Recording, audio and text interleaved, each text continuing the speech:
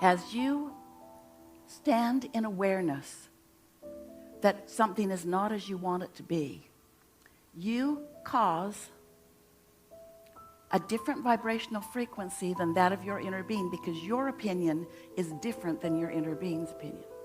Your inner being knows it's done and knows you can let it in right now. And if you don't know that, so you're yearning, then you feel a negative emotion that at some level of your being you know is not the way it is meant to be for you. But still, you are so sure that it is your experience that you set out to explain your experience to anyone who will listen, in a sort of justifying attitude. This happened to me and I don't like it. And then, most of the time, you do something really interesting.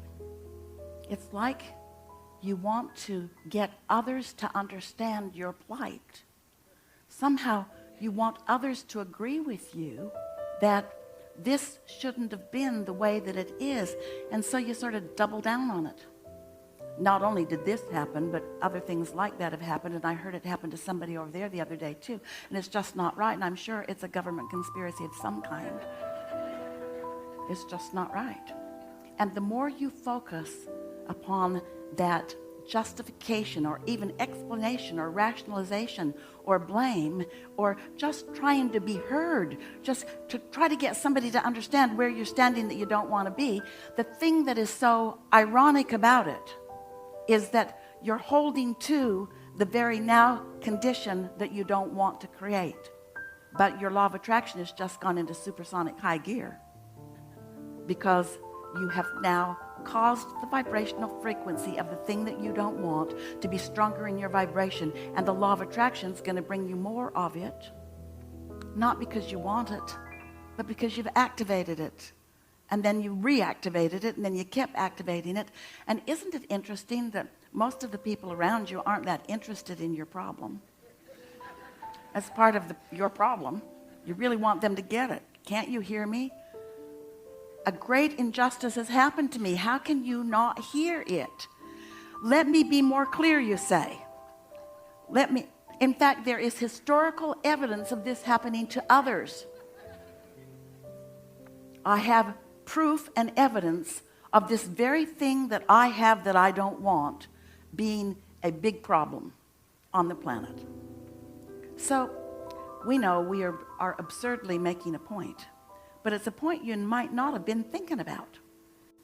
When you are looking at a moment in time where something is not the way you want it to be, and you are spending time focusing upon it, you're calibrating to it, you're setting your frequency into a more practiced state. And the law of attraction is responding to you and bringing you more evidence, which makes you more sure of what? This is the part we really want you to hear. This is what we're going to work the bugs out of together. Sure of what? Sure that you were right. Sure that you were right that your life sucks in this way. And sure that you were right that it's wrong that your life sucks in this way, with the emphasis being your life sucks in this way.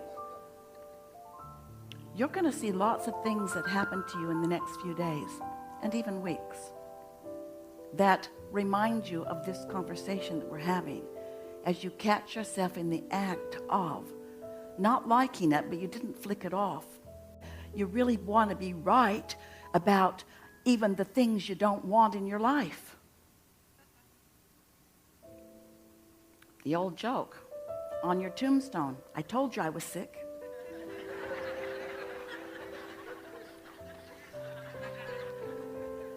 It's like that, isn't it?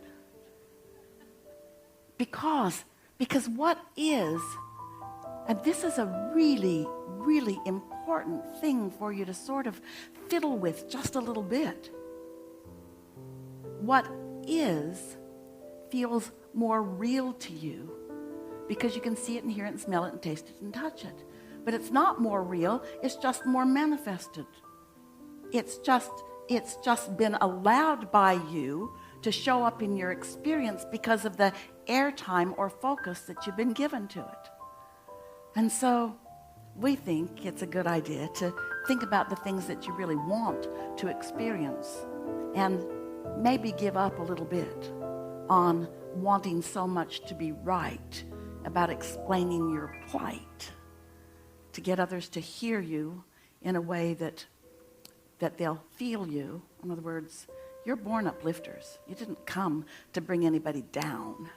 You came to celebrate life and to teach through the clarity of your example. And you came to know that, yes, there's step one, knowing what you don't want, which causes you to launch that rocket.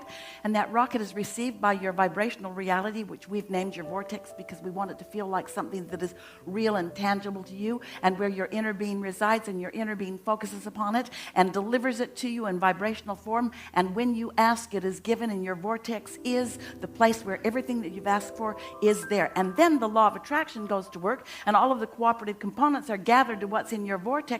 And the only question is, since you already did step one and source already did step two and law of attraction helped all of it, the only question is, what are you doing about step three? Are you focused upon what is so fervently, in such a determination that you were right, that you don't let in the solution that you're asking for?